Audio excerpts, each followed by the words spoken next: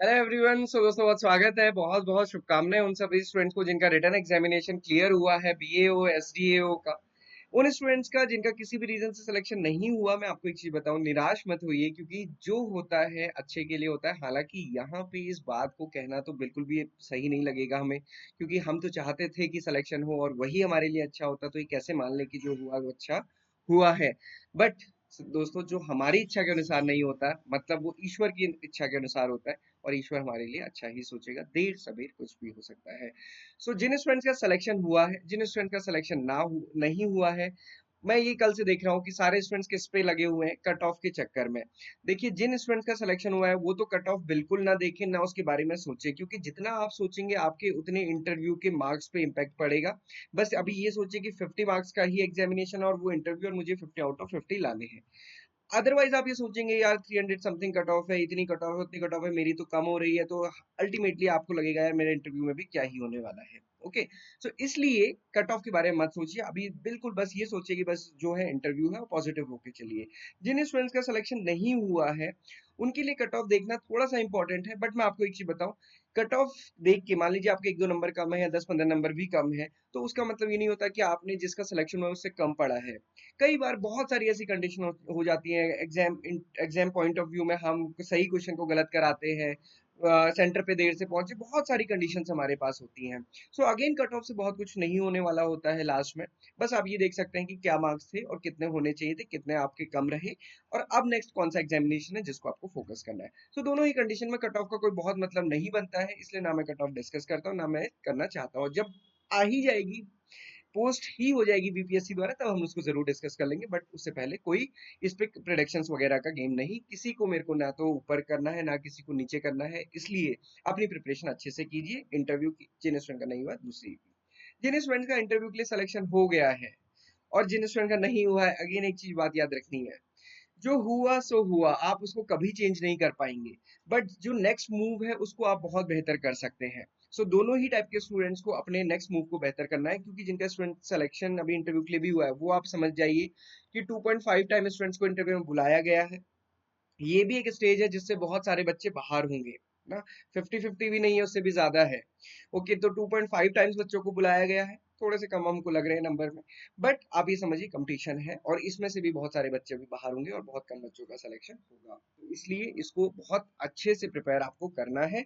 ये सारी वैकेंसीज हैं, आप सभी को पता होगा, ये आपका एग्जामिनेशन पैटर्न था जिसके बेसिस पे आपका सिलेक्शन हुआ है। मार्क्स क्या है वो आपको नहीं पता।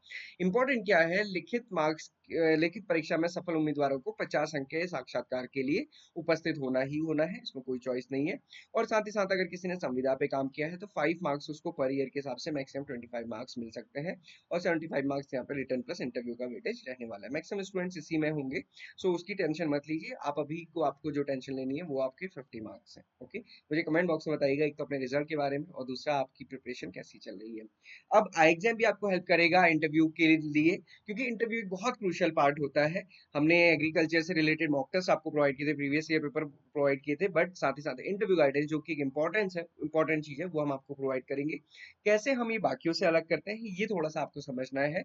इसमें हम 1-on-1 मॉक इंटरव्यू प्रोवाइड करते हैं जो 30 मिनट का होता है। अदरवाइज आप देखेंगे बहुत सारे प्लेटफॉर्म है, वो क्या करते हैं, 30-40 बच्चों को एक साथ बैठा दिया, बस क्वेश्चन पूछना शुरू किया एक साइड से, और वो भी एग्रीकल्चर के। वो कोई मॉक इंटरव्यू नहीं होता, ना वैसा इंटरव्यू होता है। क्योंकि आज के टाइम पे तो आपको पता है भाई, यूट्यूब में कुछ भी चल जाता है ना।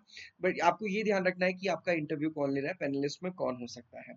आई एग्जाम में पैनलिस्ट में वो होते हैं जिन्होंने खुद से एग्जामिनेशन दिए हैं, बहुत सारे एग्जामिनेशन क्लियर किए हैं। हम आपका 1-on-1 मॉक इंटरव्यू लेंगे, वो भी 30 मिनट का, जिसमें आपको पर्सनलाइज गाइडेंस मिलेगी। उसके साथ साथ इंटरव्यू गाइडेंस के सेशन होंगे, जो जिसमें हम, जिसको लेक्चर्स आप बोल सकते हैं, उसके अलावा मटेरियल जो भी रिलेटेड होगा इंटरव्यू से रिलेटेड, वो हम आपको प्रोवाइड करेंगे। और इस कोर्स का जो हमने प्राइस रखा है, वो हमने मिनिमम प्राइस रखा है सिर्फ 299। उसको आप आज ही एनरोल कर सकते हैं, शाम तक ये लिंक आपके लिए एक्टिवेट हो जाएगा। हम अपने जो बीपीएससी वाला ग्रुप है उसमें भी शेयर कर देंगे।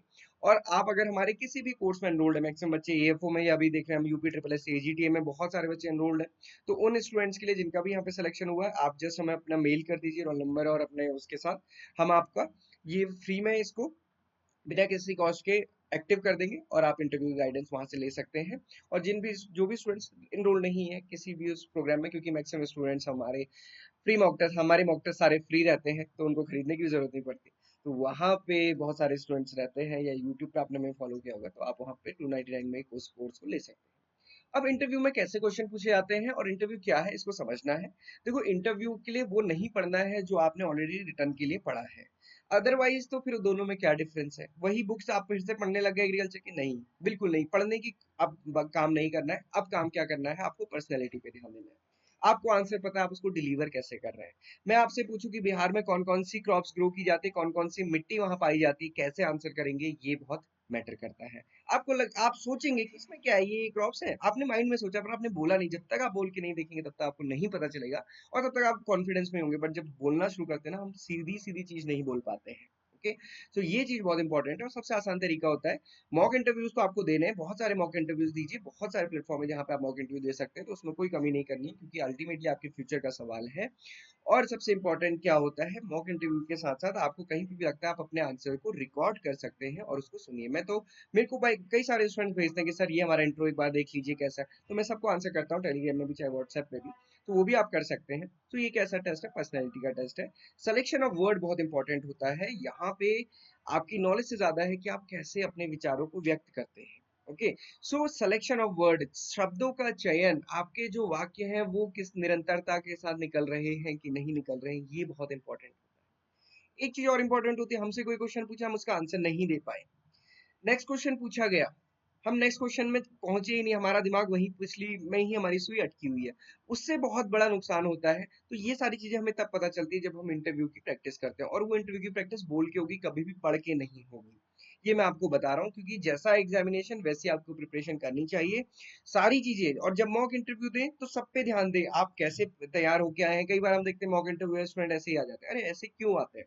पूरा जैसे आप एक्चुअल मॉक इंटरव्यू देने वाले हैं वैसे, क्योंकि जब हम एक डिफरेंट अटायर वहां पे कैरी करते हैं, मान लीजिए आपने सूट पहन लिया, आपने फॉर्मल शर्ट ही पहन लिया, आपने कुछ भी ऐसा पहन लिया, उसमें ना कई बार हमारा ध्यान हमारे अपने कपड़ों पे ही जाता है, या हम कंफर्टेबल होते नहीं होते, तो वो सारी प्रैक्टिस आपको पहले से करनी है। ओके, बहुत सारे टाइप के क्वेश्चंस होते हैं। जनरली अगर मैं बताऊं, 3 टाइप के क्वेश्चंस मेजरली हमने देखे हैं। और वो क्वेश्चंस क्या होते हैं? एक तो आपके इंट्रो से रिलेटेड, आप कहाँ से हैं, पेरेंट्स क्या करते हैं, आपने कहाँ से ग्रेजुएशन किया, पोस्ट ग्रेजुएशन किया, क्यों नहीं किया, ये सारी चीजें। दूसरा होता है आचार रिलेटेड क्वेश्चन, कि आपको अगर पोस्ट कर दिया जाए यहाँ पे तो आप कैसे काम करेंगे, गांव में पोस्टिंग रहेगी, क्या आप कर पाएंगे, नहीं कर पाएंगे, आपको बिहारी लैंग्वेज आती है कि नहीं आती है, ये सारी चीजें हैं। तीसरी चीज होती है, कुछ वो नॉलेज से रिलेटेड चीजें पूछ लेते हैं, एग्रीकल्चर से रिलेटेड। जैसे मैंने आपसे कहा कि आप वो पूछ लेंगे कि गंगा का कितना एरिया है बिहार में, बिहार में सबसे बड़ी प्रॉब्लम क्या है एग्रीकल्चर से रिलेटेड, ये क्वेश्चन आपसे सिंपल से पूछे जा सकते हैं। आपके माइंड में क्वेश्चन आ रहे होंगे, सर मैंने 3-4 साल प्रिपरेशन की है, मेरे पास गैप बहुत बड़ा है, मैं क्या आंसर करूं? मैं तो यूपी से हूं, मैं बिहार में एग्जाम देने जा रहा हूं, मैं क्या बोलूंगा? बहुत सारे ऐसे क्वेश्चंस होंगे। आप अपने क्वेश्चन हमें बताइएगा, जो भी आपके क्वेश्चन होंगे हम उनका आपको आंसर प्रोवाइड करेंगे, क्योंकि ऐसे इंटरव्यू में आपको देने हैं। सबसे इंपॉर्टेंट होता है कि आप इस जॉब को क्यों ज्वाइन करना चाहते हैं, ये क्लैरिटी आपके पास होनी चाहिए। वो 3 पॉइंट पे क्लैरिटी आती है। एक तो सबसे पहले आपका इंटरेस्ट, आपका इंटरेस्ट कैसे है इस जॉब में।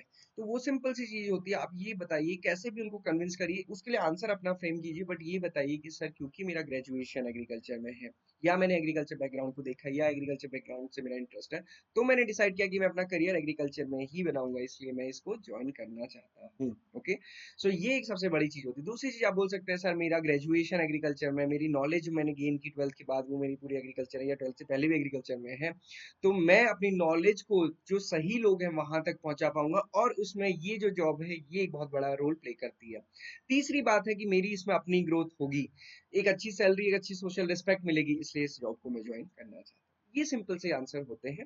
आपके क्या क्या क्वेश्चन है आप हमें कमेंट बॉक्स में बताइएगा। कोर्स हमारा इवनिंग तक लॉन्च हो जाएगा, आप उसमें एनरोल कर सकते हैं। This is for today, thank you everyone for watching this video and have a great day ahead.